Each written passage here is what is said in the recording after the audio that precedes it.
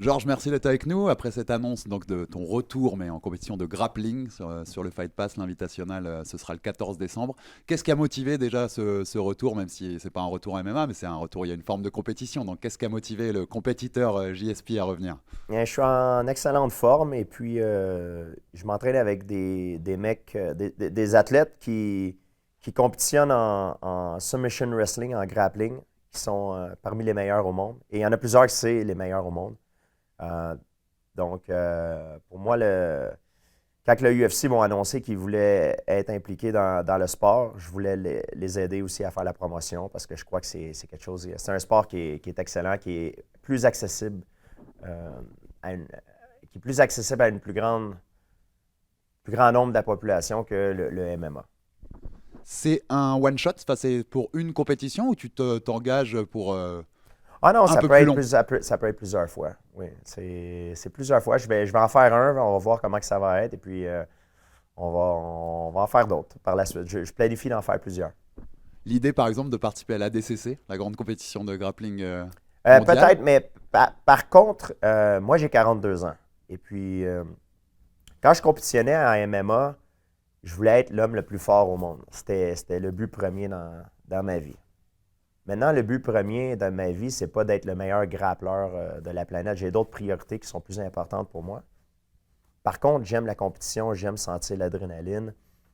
Euh, je sais aussi que, à cause de la nature du sport, c'est un sport que la compétition fait en sorte que les risques sont réduits à un minimum, malgré que c'est une compétition qui est très sérieuse puis que je vais me préparer du mieux que je peux. Alors, pour moi, je le fais pour le plaisir aussi, mais aussi, je sais que ça va avoir un effet sur mon legacy et je vais me donner à 100%. On n'a pas pu entendre l'annonce, le son. Est-ce qu'il y a un adversaire déjà? Il n'y a pas d'adversaire. Ce matin, on m'a donné une liste de plusieurs personnes. Euh, c'est difficile pour moi de choisir un adversaire parce qu'il y a beaucoup de combattants. Souvent, quand ils prennent leur retraite, il y en a qui prennent du poids, il y en a d'autres qui perdent du poids, il y en a d'autres qui choisissent un mode de vie qui n'est pas très recommandé. Alors, je voulais savoir qui était envisageable. Et ça peut être des combattants qui sont actifs aussi, des combattants qui sont à la retraite, mais qui sont en forme.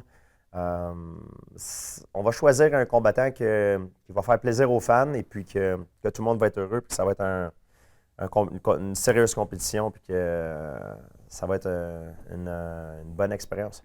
Et quand il dit plusieurs noms, c'est une dizaine. Ah, il y en a eu plus que 10, il y en a eu une vingtaine.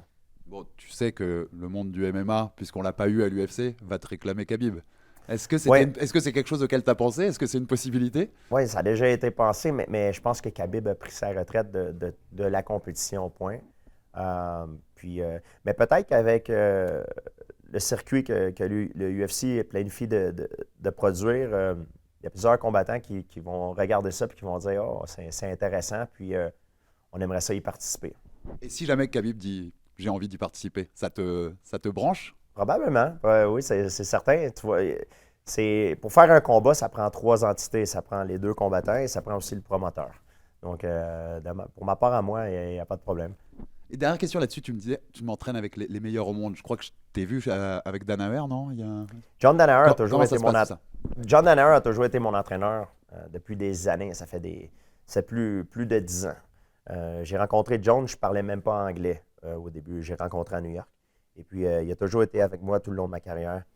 Et puis, John, maintenant, il s'est tourné plus vers la compétition de grappling, de submission wrestling. Alors, il a bâti une équipe vraiment très solide. Il a bâti, en fait, la meilleure équipe au monde. Si on juge par les médailles que ces athlètes gagnent, il y a les meilleurs athlètes au monde en sport de grappling. Alors, lui, il est spécialisé dans le jiu-jitsu. Euh, c'est un sport, le submission wrestling, c'est un sport que les athlètes peuvent provenir de la lutte, du judo, du sambo, du jiu-jitsu. Il y a plein d'options. C'est des sports de combat qui sont axés sur le grappling. Donc, c'est intéressant. Puis, je me sens très privilégié de pouvoir faire partie de cette équipe-là. C'est sans doute le meilleur coach au monde pour ça. Et quand tu vas dans sa salle, ça tourne avec Gordon Ryan? Oui, je tourne avec Gordon, avec Giancarlo, qui est champion aussi. Nicolas, les mecs sont incroyables. Il y a une grosse différence entre le MMA et le grappling. Le grappling, c'est un sport qui est très spécialisé. Si je peux comparer ça, c'est un peu comme le triathlon et la course, le vélo et la natation. Le grappling, c'est une partie c'est une partie du MMA. C'est un sport qui est très spécialisé. Et puis, ça va être une nouvelle expérience pour moi de compétitionner dans ces règlements-là. Mais c'est très intéressant. C'est un défi que j'aime bien. Puis, je suis très excité à l'idée de le faire. Et il se passe quoi quand Georges Saint-Pierre tourne avec Gordon Ryan? Gordon Ryan, c'est le meilleur grappleur au monde de l'histoire. C'est le meilleur que j'ai vu. J'ai eu la chance de rouler avec tous les plus grands, Roger Gracie, Braulio Estima, je les ai tous fait. Puis Gordon, à cause c'est la nouvelle génération, c'est le champion en ce moment. C'est lui qui est le roi. Donc, c'est son surnom. Même, il se fait appeler le King. C'est quelqu'un qui aime beaucoup faire la promotion de ses combats, qui n'a pas la langue dans sa poche. Mais en tant qu'athlète, là, il est vraiment incroyable. Tu arrives à le mettre en difficulté parfois? Gordon, c'est le meilleur. Hein. Il peut presque commencer de n'importe quelle position. Il peut s'en sortir. Il prend l'avantage du combat. Il y a aussi... lui, c'est un poids lourd. Il est vraiment exceptionnel. C'est le meilleur que j'ai vu de toute ma vie. Qu'est-ce qui fait... Ça fait 7 ans, 6 ans que tu as fait ton dernier combat de MMA et tu es toujours à l'entraînement, toujours fit, toujours... C'est quoi qui fait que tu gardes cette motivation? Parce que comme tu disais, il y a des gens, quand ils arrêtent leur carrière, ils gonflent, ils vont boire des bières et pas faire autre chose. Qu'est-ce qui fait qu'il y a ce truc en toi de continuer à rester en forme? Moi, je me considère comme on dit en anglais, un martial artist, un artiste des arts martiaux. La raison pour laquelle je m'entraîne, c'est pas parce que j'ai une compétition ou un combat, je m'entraîne pour moi-même. Parce que pour moi, c'est une thérapie, c'est un défi. Chaque jour, je le prends comme un défi pour essayer de devenir meilleur. Je sais que mes aptitudes athlétiques ont probablement baissé un petit peu parce que j'ai 42 ans, malgré que mes connaissances ont continué d'augmenter. Alors, c'est ça le défi, c'est d'essayer de pouvoir s'améliorer, d'apprendre des nouvelles choses et de devenir meilleur techniquement. Même si physiquement, il y a une chose que personne ne peut battre, c'est le temps. Et pour moi aussi, c'est une thérapie. Ça m'aide à devenir une meilleure personne quand je m'entraîne. Et tu dirais que tu es meilleur grappleur aujourd'hui que quand tu as arrêté en 2017?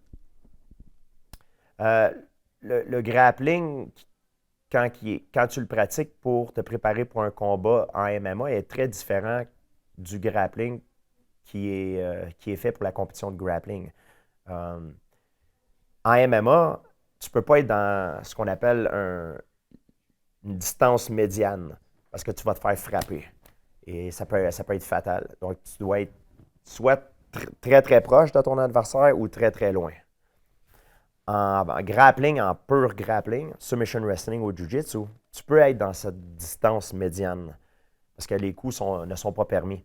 Donc, ça change beaucoup le sport. Et aussi, quand on parle des amener au sol, c'est très différent. En MMA, les amener au sol sont faits souvent au corps à corps avec des coups. Tu peux utiliser un coup comme distraction pour rentrer aux jambes. Tu peux utiliser un coup pour faire mal à ton adversaire pour passer à quelque chose d'autre. Donc, c'est très, très différent. C'est vraiment un nouveau défi pour moi. Puis, à cause de mon background, de mes expériences en lutte olympique, en jiu-jitsu, je pense que je vais avoir beaucoup de plaisir et des très bons résultats.